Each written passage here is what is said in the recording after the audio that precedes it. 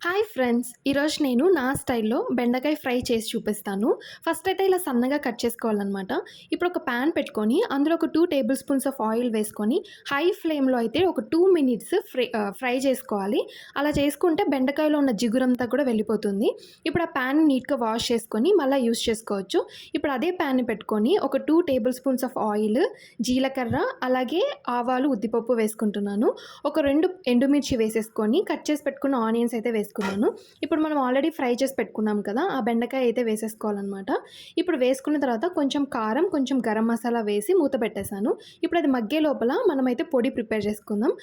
వేయించుకున్న పల్లీలు, అలాగే ఒక 4 వెల్లుల్లి రెబ్బలు అండ్ ఎండుమిర్చి అయితే ఒక 5 అయితే వేసుకుంటున్నాను. దాన్ని ఇలా పొడిలాగా చేసేసుకొని పొడి వేసేసుకోవడమే. ఒక పొడి వేసుకున్నాక ఒక 1 మినిట్ తర్వాత ఆఫ్ చేసేసుకుంటే సరిపోతుంది. ఎంతో టేస్టీగా ఉంటుంది. మీరు కూడా ఒకసారి ట్రై చేయండి. నచ్చితే సబ్స్క్రైబ్. బాయ్.